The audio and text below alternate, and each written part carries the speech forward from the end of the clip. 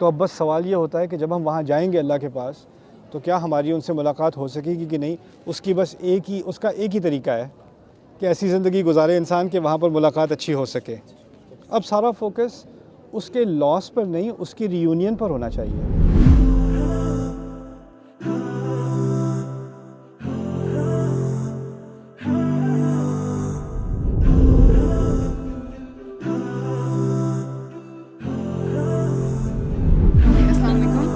سر کل آپ نے صبر کے 2 میننگ ہمیں بتائے تھے، صحیح، کہ اگر آپ کے ساتھ زیادتی ہو رہی ہے تو آپ اس کی استطاعت رکھتے ہو اور اس پہ صبر، اور اگر استطاعت نہیں رکھتے تو اس پہ ایک صبر. لیکن ایک ہمارے پاس سچویشن ایسی آتی ہے کہ اللہ تعالیٰ کی طرف سے آزمائش آ جاتی ہے، کوئی جان کی آزمائش، کوئی مال کی آزمائش. Like I last my mother few months back. تو اس صبر پہ اللہ تعالیٰ کا کیا صبر کی کیٹیگری ہے؟ لائک وہ کس کیٹیگری میں صبر آتا ہے؟ اس صبر کے بارے میں کیا ریوارڈ ہے؟ وَلَنَبْلُوَنَّكُمْ بِشَيْءٍ مِّنَ الْخَوْفِ وَالْجُوعِ وَنَقْصٍ مِّنَ الْأَمْوَالِ وَالْأَنفُسِ وَالثَّمَرَاتِ وَبَشِّرِ الصَّابِرِينَ الَّذِينَ إِذَا أَصَابَتْهُم مُّصِيبَةٌ قَالُوا إِنَّا لِلَّهِ وَإِنَّا إِلَيْهِ راجعون. صحیح. بقرہ میں اللہ تعالیٰ نے کہا ہے ہم تمہارا ہر طرح سے امتحان لیں گے. خوف سے متعلق امتحان ہوگا، بھوک سے متعلق امتحان ہوگا، اور پیسوں کے نقصان کے معاملے میں، ثمرات کے نقصان کے معاملے میں امتحان ہوگا، اور لوگوں کے نقصان یعنی لوگوں کی ڈیتھ کے متعلق بھی امتحان ہوگا. اور خوشخبری ان لوگوں کو جو ان تمام امتحانوں کے دوران صبر کو پکڑے رکھیں. جو کون ہیں ویسے کون لوگ ہیں یہ؟ جو جب بھی انہیں کوئی چیز آ کر لگتی ہے تو وہ کہتے ہیں بے شک ہم اللہ ہی کے ہیں اور ہمیں اللہ ہی کے پاس واپس جانا ہے.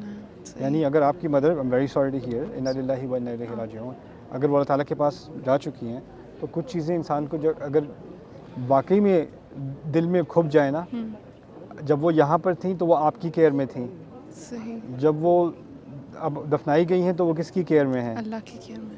کس کی کیئر بہتر ہے؟ اللہ کی کیئر اوبویسلی. اللہ کی کیئر بہتر ہے. تو ان اللہ تعالیٰ کے الفاظ سے صرف صبر نہیں آتا، تسلی بھی آتی ہے. اور پھر ہم بھی اللہ ہی کے ہیں، ہمیں بھی اللہ کے پاس ہی جانا ہے. یعنی اگر کوئی چیز گئی بھی ہے، رزق میں سے کوئی چیز چلی گئی ہے، لوگوں میں سے کوئی چیز چلی گئی ہے، تو وہ کہیں غائب تو نہیں ہو گئی. ہماری طرح وہ بھی اللہ کی ملکیت ہے، وہ اللہ کے پاس گئے ہیں، اور ایک دن ہمیں بھی جانا ہے، ہمیں بھی ادھر ہی جانا ہے. تو اب بس سوال یہ ہوتا ہے کہ جب ہم وہاں جائیں گے اللہ کے پاس تو کیا ہماری ان سے ملاقات ہو سکے گی کہ نہیں. اس کی بس اس کا ایک ہی طریقہ ہے کہ ایسی زندگی گزارے انسان کہ وہاں پر ملاقات اچھی ہو سکے. اب سارا فوکس اس کے لاس پر نہیں، اس کی ری یونین پر ہونا چاہیے، ہے نا. ری یونین تو ہونی ہے، بس ایک طریقے سے نہیں ہونی کہ اگر ہم اس یونین کی تیاری نہ کریں، رائٹ. تو ہمیں جو موت کے بارے میں جو حکمت ہمیں سکھائی گئی ہے اس سے تو صبر بہت آسان ہو جاتا ہے. ہم سب سے زیادہ اس پوزیشن میں ہیں دنیا میں تمام مذاہب میں سے کہ ہم موت کو قبول کر سکیں. عجیب مجھے یہ نظر آتا ہے کہ ہم ہی نہیں کرتے قبول، ہم ہی نہیں کرتے. اور یہ کیونکہ ہم نے اپنے ایمان کو، اللہ کے کلام کو صحیح طرح سے دل میں نہیں اتارا. اس کو اللہ تعالیٰ ہمارے دلوں میں اتارے اور اس کو ادھر ہی رکھے، اس کو ثابت کرے ہمارے دلوں میں. I hope you guys enjoyed that video clip.